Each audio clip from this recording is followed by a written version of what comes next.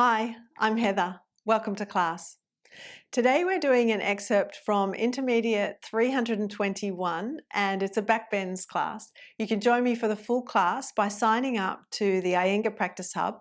That's my online video library accessed through my website, and I'll put the link in the description box below. You can start your subscription with a 7-day free trial. Before we begin, if you find this video helpful, be sure to like and subscribe. So you've got your stretchy belt, as I said, or your cloth belt. If you've got your cloth belt, you might need to make it a bit wider than your shoulder width, and you'll find out when we come into this practice. Basically, when we put it above the elbows and bring it against the body, we want to feel that the belt can press into those lower ribs. So make sure you define that, because when we come into Chaturanga Dandasana, we want the belt to support the ribs and not the chest. So it's down low, almost into that elbow crease.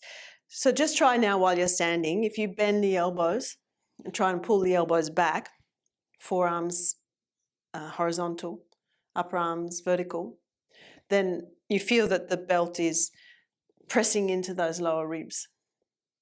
And so while we try this, feel the shoulder tips. Just make sure you're not letting the shoulder tips roll forward. As you pull the elbows back, can you also press the shoulder tips back? And sometimes it's worthwhile practicing this on a wall. So you can start with the fingertips on the wall, lean in, lift the heels up, lean in, and feel that the belt is there on your ribs and that you're not letting the buttocks stick back. Draw the tailbone in, lengthen the lumbar spine. So it's a lot easier to practice Chaturanga Dandasana on the wall because we're not carrying a lot of our body weight on our arms. And that idea of not sticking the buttocks back is really important, because I see a lot of that, particularly in women when we come onto the floor to do the pose. So just try again on the wall, tailbone in, and lift the navel up. So bring in some tone to the pelvic abdominal area. When you lean into the wall, set your wrists so that they're pretty much in line with the elbows. So they're not, the hands are not too high. Take your forearms down horizontally and then resist the shoulder tips away from the wall. And again, watch you're not dipping in the lumbar. Zip the navel up, tailbone in, sternum up, upper breastbone up, and then you can come off the wall. Now, you may need to adjust the belt if you've got a cloth belt, because you won't have the stretch and the give. Now, when it comes to using the bricks, we put one brick forward, blade shape. This is the brick that you can use a stack of books to create a brick, or maybe your shoulder stand cushions or a pile of blankets. Blankets are a bit soft. It might work with blankets, but something hard is probably better. The other bricks are going to sit side by side on the mat in the middle, but then you want to be able to fold your mat over the bricks. Now the purpose for that is not only do we have the stretch, the stickiness of the mat under the hands, but we're also then stopping the bricks from lifting up when we put our hands on the bricks. We're going to be turning the hands out on the bricks like so, and we'll be bringing ourselves forward and down, and we don't want the bricks to flip. So you take your mat, fold it over, and then this comes forward for the forehead. We get our belt, and I suggest you have the buckle away from you, not touching you, so the buckle's forward. And then again, we want the belt on the lower ribs, not on the chest, okay? So the hands turn out, start on the knees. This is going to be the easier variation for those who don't feel so strong in the upper body. But as you start on the knees, already feel that you're engaging the abdominals. Draw the tailbone in and draw the navel to the back abdominal wall. Now, earlier I was talking about wrapping the flesh from the outer sides of the waist around to the navel. See if you can get that sense. It's like you're knitting yourself up.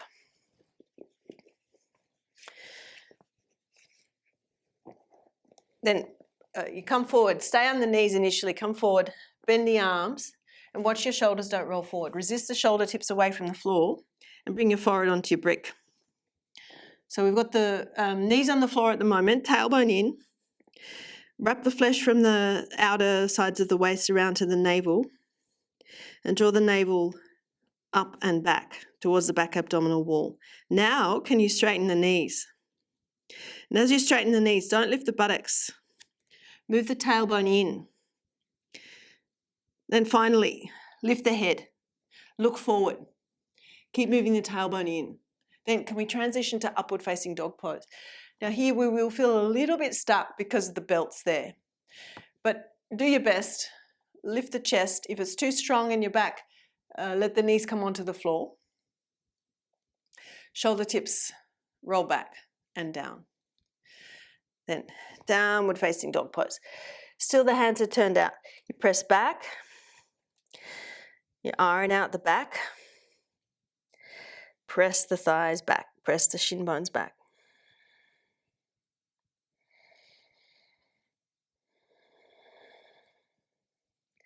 Now some of you will need to bring the knees to the floor again as we come forward. Others you'll be fine, just keeping the legs straight. So come forward. And I like to propel the weight forward. See what I'm doing with my feet? I pull the heels forward, almost as if I'm trying to roll over the toes. However, I am going to stay on the pads of the toes. Then bend the elbows. Bring your forehead back down to the brick. Feel the belt is supporting the lower ribs, not the chest. Tailbone in. Wrap the flesh from the outer edges of the waist around to the navel. Then look forward. Resist the shoulder tips away from the floor. Then forward to your upward facing dog pose. Press the shoulder tips back. Move the chest forward. Forward and up. Perhaps you can look up. Then Ardha Mukha Svanasana. Pull the hips back.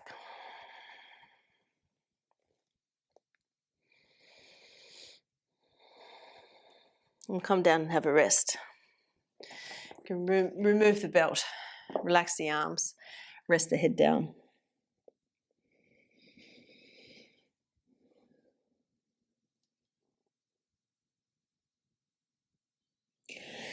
Come up. Let's go again. If anyone's feeling that they want to do away with the belt, then go for it. The belt can offer a lot of support, particularly for those who feel not so strong in this, and you can always practice with the knees on the floor for both CHATURANGA DANDASANA and URDHVA MUKHA SVANASANA. But let's go again. Turn the hands out. You can start on the knees, but do have the toes tucked under in readiness to straighten the knees if you're going to go there. Then bring yourself forward. Here we want the elbows almost to be aligned over the wrists. So I'm not back here. If I'm back here, the belt's going to get stuck on the chest and elbows are overbent. It's very difficult to be in the pose that way. So bring yourself forward. Elbows over the wrists. The forehead can come down. Straighten the knees. Resist the shoulder tips away from the floor as you look forward. Tailbone in, navel up. Then URDHVA MUKHA. Ardha Mukha.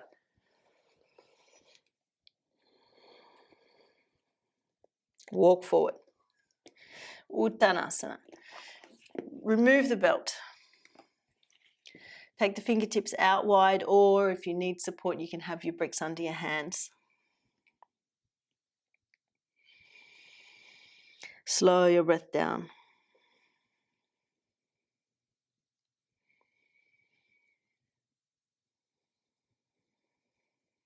And then we can bend the knees and come down. We're going to just change this brick configuration.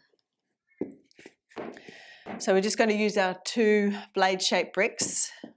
We're just working now on URDHVA MUKHA Svanasana. We don't need the belt. We don't need that 3rd brick. So hands are on our blade-shaped bricks. Here now the fingers are pointing forward. It's more that classic presentation of the pose rather than turning the hands out. One of the purposes of turning the hands out is to just give a different access in the shoulders. Biceps will roll forward more. On the knees, point your toes this time rather than having the toes tucked under, and move the body forward. Now initially you'll see my shoulders are coming well forward of the wrists, but then I want to roll the shoulders back, and often I'll bend the elbows to do that so that I can create space for the width of the rib cage. And then drive the hands into the bricks to straighten the arms, as if you're trying to push the bricks into the floor more and more. And then the spine rebounds up, the chest rebounds up. So at no point do you want to be collapsed down and letting the shoulders right up into the neck. Drive the bricks down. Press the shoulder tips back and down. Broaden your collarbones. And straighten the knees. Now if you're too close, it's going to jam into your back. But if you're too far away, it's going to jam into your back. So find out. Press the front feet down. Lift the shins off the floor. Then bend the knees. Come back. Have a rest. Finding it difficult to breathe and to talk at the same time in the pose. So I'm just going to have a moment of respite before we go again.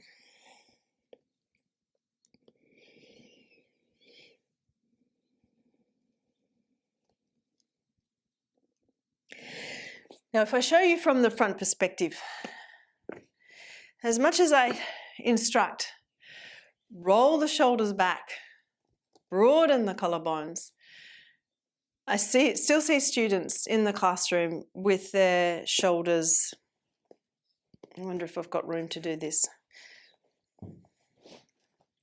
Now, I'm really exaggerating, but you can see how I'm letting the body collapse and the arms are lifting, the shoulders are lifting up into the neck. So my instruction is drive the arms and hands into the bricks, rebound the spine and the chest up. So you see how much broadness I get in the collarbones just by doing that. And I haven't even necessarily worked to press the shoulder tips back. Because the other thing I see is that the shoulder tips roll forward. So even if the arms drive down, that does help a little bit to roll the shoulder tips back. But then of course there's that action of pressing shoulder tips back and down more. So here I'm rolling the biceps forward a little bit more. So I want to create that expression of Tadasana. Yeah, we don't do Tadasana like this, do we? All right, so let's go again. URDHVA MUKHA SVANASANA, upward facing dog pose. Start on the knees. Bring yourself forward. Lift the chest, then press the shin bones up off the floor, but move the tailbone in. Pubis to navel up, look up. And now you can roll over the toes or step over the toes. Come back into your downward facing dog pose. Now, obviously we want to be careful that the bricks don't slip. If they're going to slip, put your hands on your sticky mat.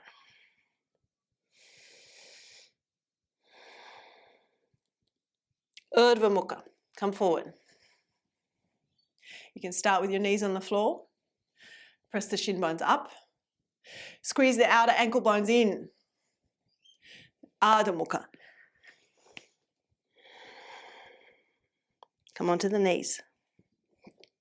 Have a rest.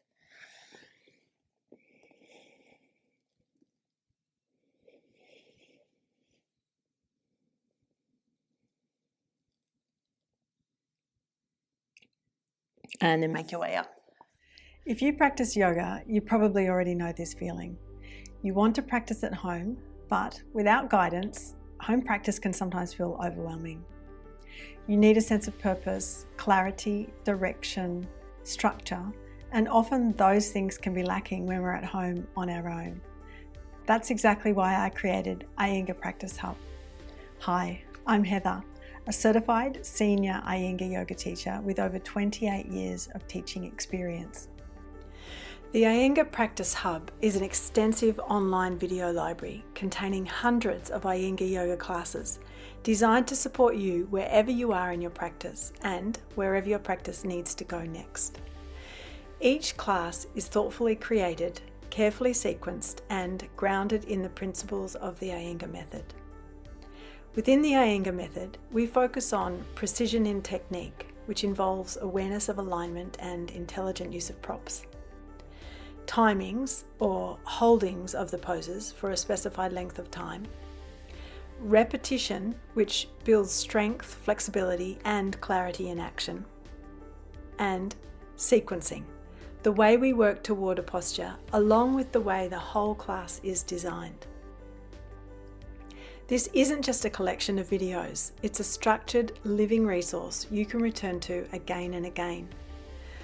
All classes are organised into 20 clearly defined categories, making it easy to find exactly what you need, whether that's arm balances, standing poses, twists, forward bends, therapeutic classes, focus on hips, back bends, or restorative classes, to name a few.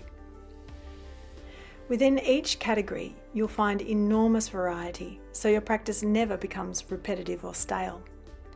Every class reflects creative, intelligent sequencing, designed to build awareness step by step, with the props being used strategically to support understanding, accessibility, and deeper action in the pose. This allows you to practice with confidence at home, knowing you're being guided with care, skill, and integrity. If you're a student, this hub becomes your personal practice companion, helping you stay consistent, inspired, and connected to your body. And if you're a teacher, the Iyengar Practice Hub is an invaluable teaching resource, offering fresh sequencing ideas, intelligent prop use, and new ways of approaching familiar poses. Over time, what this library really gives you is trust. Trust in your practice, trust in your choices, and a deeper relationship with yoga that supports you both on and off the mat. If you're ready to practice with clarity, structure, and inspiration, and you want a trusted resource that you can return to again and again, click below to join the Iyengar Practice Hub today. You'll get immediate access to hundreds of intelligently sequenced classes organised by category, so you can practice with confidence at home or draw inspiration into your teaching. Join now and begin practicing with purpose.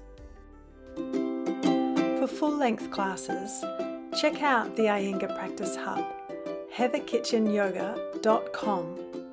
The link is in the description box below.